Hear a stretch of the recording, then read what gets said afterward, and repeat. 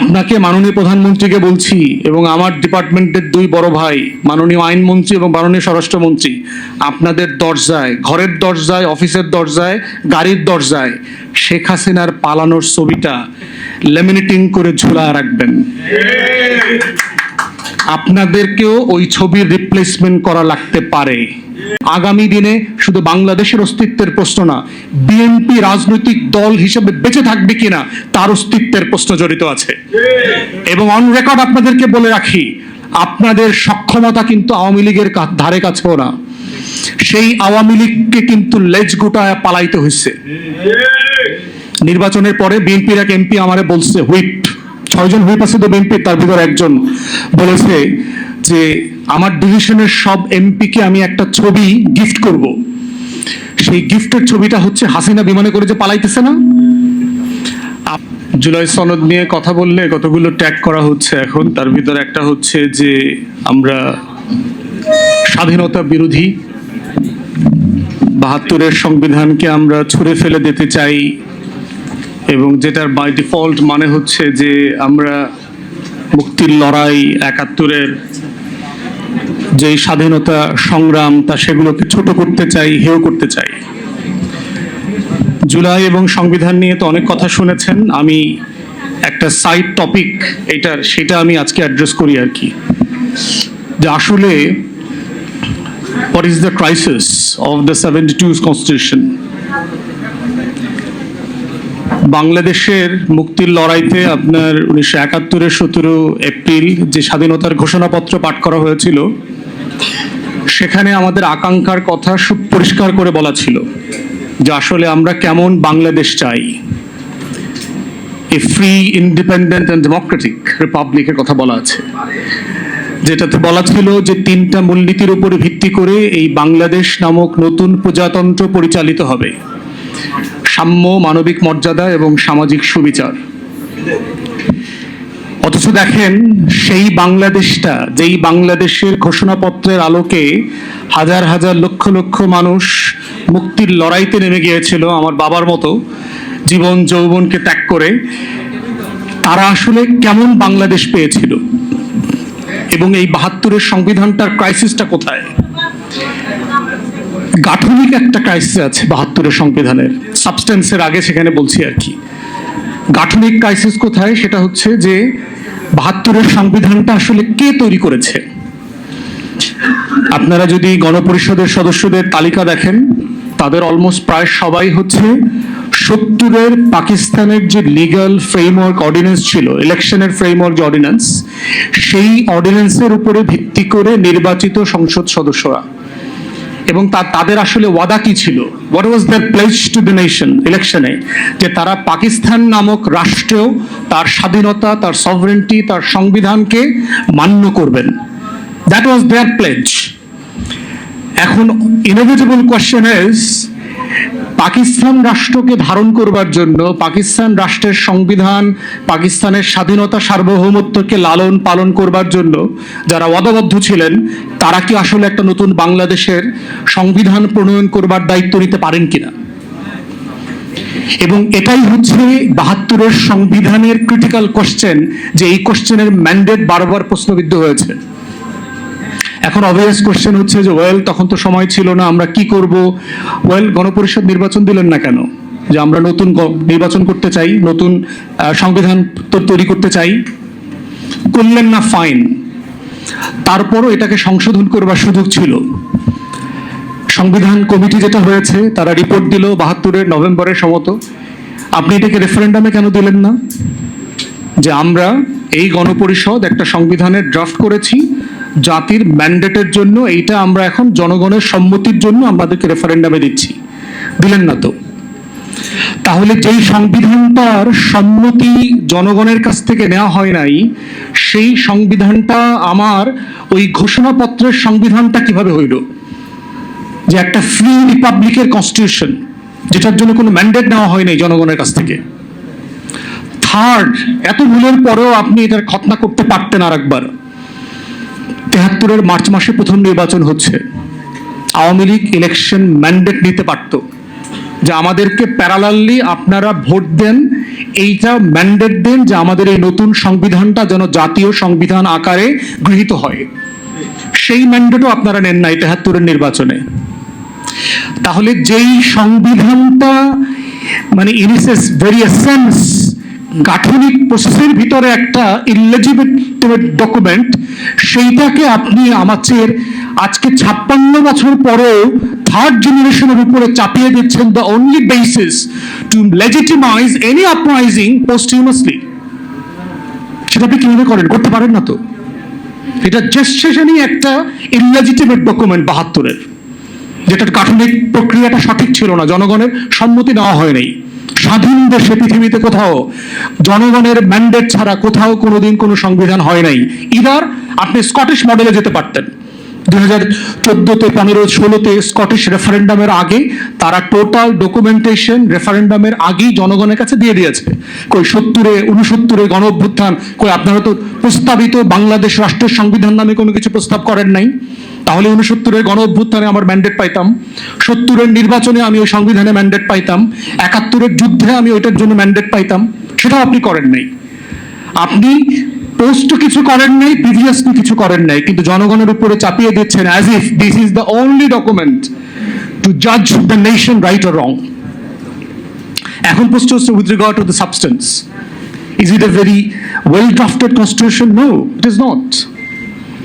পৃথিবীর ইতিহাসে আমরা যারা আইনের ছাত্র, সবচেয়ে ব্যাডলি ড্রাফটেড কনস্টিটিউশনের একটা হচ্ছে এই ৭২-এর সংবিধান, সবচেয়ে বাজেভাবে লিখিত সংবিধান। এবং ভারতীয়রা দাবি করেছে এই সংবিধান তারা করে দিয়েছে। কলকাতা হাইকোর্টের যিনি সিনিয়র অ্যাডভোকেট ছিলেন সুব্রত রায় চৌধুরী, ওনারা এই সংবিধান লিখে দিয়েছেন। ভারতের পক্ষ থেকে এই সংবিধান দেওয়া হয়েছে আমাদেরকে। এবং আপনি যদি ভারতের সংবিধানের সাথে বাংলাদেশের সংবিধান পড়েন, article by article, words by words, comma and semicolon, আপনি এর সাথে মিল খুঁজে পাবেন। Except the federal state, Bharat একটা ফেডারেল স্টেট, তার যে কাঠামোগত পার্থক্য আছে এটার সাথে আমার সংবিধানের, আমরা ফেডারেল না ইউনিটারি মডেলের স্টেট, সেই স্টেটের যে ডিফারেন্স। এছাড়া বাকি সকল প্রভিশনের ভিতরে আপনি সেটার পাবেন, মিল খুঁজে পাবেন। কারণ পার্থক্যটা কোথায়? ভারতে তো কোনো ঘোষণাপত্র নাই স্বাধীনতার। ভারতে কি রক্তাক্ত যুদ্ধ হয়েছে 47 সালে? আমার গর্বের জায়গা কোথায় যে আমার একটা রক্তস্নাত যুদ্ধের মধ্য দিয়ে আমি একটা দেশ পেয়েছি। আমার হাজার হাজার মানুষ জীবন দিয়েছে এই দেশটার জন্য। ভারত দিয়েছে 190 বছর ধরে দিয়েছে, কিন্তু একটা মানে টেন্স পিরিয়ড ধরে আপনি একটা স্বাধীনতা যুদ্ধ হয়েছে, সেটা তো ভারত পাকিস্তানের সূত্রে আপনি বলতে পারবেন না। ভারত পাকিস্তানের যুদ্ধে কোনো ঘোষণাপত্র ছিল না, কিন্তু আমার স্বাধীনতা যুদ্ধে একটা ঘোষণাপত্র ছিল। এই জন্যই হচ্ছে গাঠনিক প্রক্রিয়ার জায়গাতে ৭২-এর সংবিধানটা প্রবলেম্যাটিক। এখন আসি সাবস্টেন্সে। আমার ঘোষণাপত্রে বলা ছিল যে এই বাংলাদেশ রাষ্ট্রটা 3টা মূলনীতির উপরে ভিত্তি করে পরিচালিত হবে। ৭২-এর সংবিধানে আপনি কি বললেন? নতুন করে 4টা মূলনীতি দিলেন, অ্যাবসলিউটলি আনবিনাউন টু দ্য নেশন। আমাদের কারো কাছে জানা ছিল না যে 4টা জিনিস কোত্থেকে আসলো। 70-এর আওয়ামী লীগের ইলেকশন ম্যান্ডেটে ছিল না, আওয়ামী লীগের দলীয় কনস্টিটিউশনে ছিল না, 71-এর যুদ্ধে ঘোষণাপত্রে অথবা 71-এর কোনো কনভারসেশনে ছিল না। সাডেনলি 72 সালে এই 4টা মূলনীতি কোত্থেকে আসলো? এবং এই প্রত্যেকটা মূলনীতি ইনহারেন্টলি কন্ট্রাডিক্টরি। আমরা যারা ছাত্র জীবনে লেফট পলিটিক্স করছি, শহীদুল আলম ভাই লন্ডনে লেফট পলিটিক্স করছেন, এটা বুঝবেন যে এটা সিম্পলি ডাজন্ট মেক সেন্স।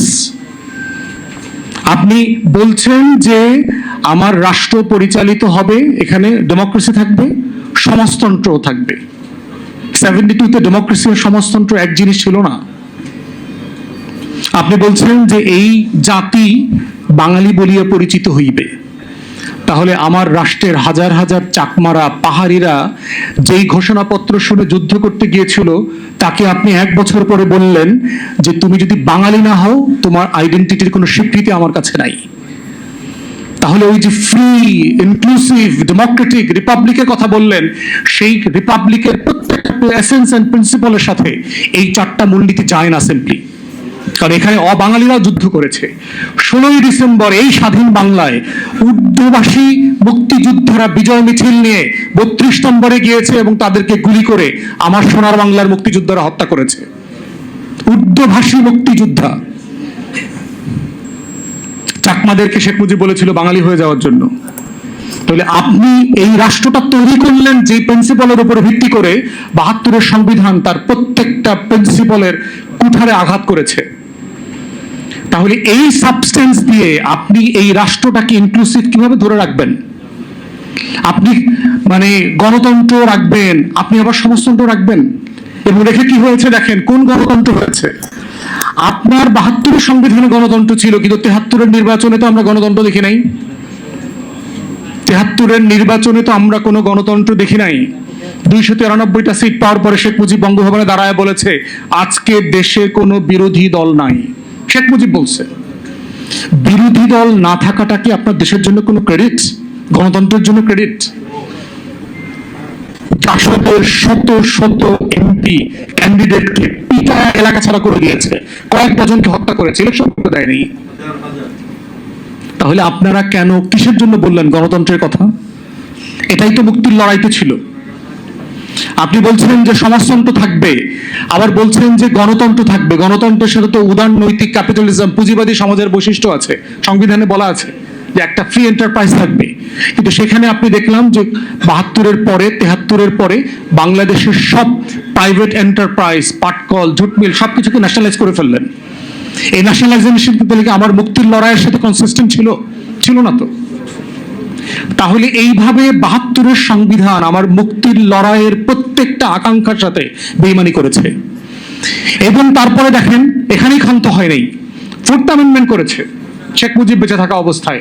৪র্থ সংশোধনী, সকল রাজনৈতিক দল বিলুপ্ত করে তারা শুধুমাত্র একটা জাতীয় দল করেছে, সোভিয়েত ইউনিয়নের মডেলে জাতীয় দল আওয়ামী লীগ। মানে কি অভিশপ্ত একটা দল, নিজের দলটাকে পর্যন্ত বিলুপ্ত করে দিয়েছে।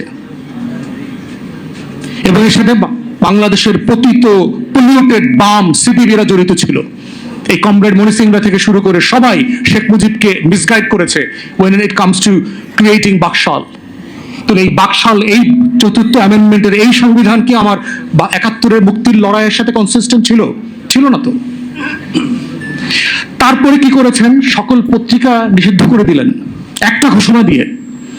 রক্ষী বাহিনী শুধু ক্রিয়েট করলেন না, রক্ষী বাহিনীকে ইনডেমনিফাই করলেন যে রক্ষী বাহিনীর কোনো অন্যায়, অবিচার, ফৌজদারি অপরাধ কোনো আদালতে উত্থাপন করা যাবে না, চ্যালেঞ্জ করা যাবে না। বিএনপি রক্ষী বাহিনীর সদস্য মাসুদউদ্দিন আহমেদ চৌধুরীরা আবার 111-এর সময় অনেক বড় পত্র দিছিল, পরে তো খায়া দিছে বিএনপিরে। এই যে বাস্তবতাগুলো কেন নতুন প্রজন্ম বিপ্লবের আকাঙ্ক্ষা নিয়ে আবার ২৪-এ মাঠে নেমেছে, এই পুঞ্জীভূত কষ্ট, ক্ষোভ, বঞ্চনা, যে মুক্তির লড়াইয়ের সাথে আমাদের সাথে এই জাতির সাথে বারবার গাদ্দারি করা হয়েছে, এই জন্যই দেয়ার আর প্রবলেমস উইথ 72's কনস্টিটিউশন। এই জন্য আমাদের কনস্টিটিউশনের এই যে বেসিক ফিচারের কথা বলা হয়, একমাত্র acceptable basic feature of any constitution can be the supreme will of the people. আর কোন প্রিন্সিপাল বেসিক ফিচার হইতে পারবে না একটা কনস্টিটিউশনের। একমাত্র প্রিন্সিপাল জনগণের সভরেন উইল। জনগণ চাইবে, বইটাকে ধরবে, নেবে, মানবে। জনগণ চাইবে না, ছুঁড়ে ফেলে দেবে, শেষ। এটাই হচ্ছে একমাত্র basic feature of the constitution. এবং এই প্রিন্সিপালের উপরে ভিত্তি করে হচ্ছে জুলাই জাতীয় সনদ প্রণয়ন করা হয়েছে। It's a purely a political question, nothing within the definition of the ordinance of the order of the constitutional framework it can be justified. It's a pure political question, sovereign will of the people.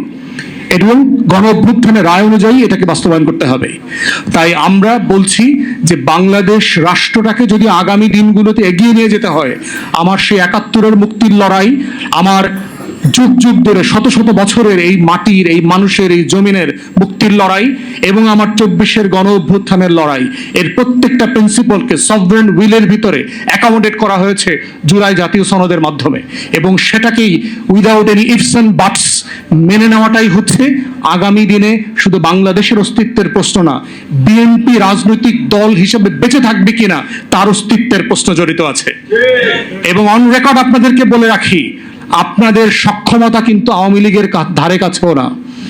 সেই আওয়ামী লীগকে কিন্তু লেজ গুটায় পালাইতে হয়েছে। নির্বাচনের পরে বিএনপির এক MP আমারে বলছে, হুইপ 6 জন হুইপ আছে তো বিএনপি, তার ভিতর একজন বলেছে যে আমার ডিভিশনের সব এমপিকে আমি একটা ছবি গিফট করব। সেই গিফটের ছবিটা হচ্ছে হাসিনা বিমানে করে যে পালাইতেছে না। আপনাকে মাননীয় প্রধানমন্ত্রীকে বলছি এবং আমার ডিপার্টমেন্টের দুই বড় ভাই মাননীয় আইনমন্ত্রী এবং মাননীয় স্বরাষ্ট্রমন্ত্রী, আপনাদের দরজায়, ঘরের দরজায়, অফিসের দরজায়, গাড়ির দরজায় শেখ হাসিনার পালানোর ছবিটা লেমিনেটিং করে ঝুলায় রাখবেন। আপনাদেরকেও ওই ছবির রিপ্লেসমেন্ট করা লাগতে পারে, just matter of time. No ifs, no buts. ধন্যবাদ। সালাম আলাইকুম।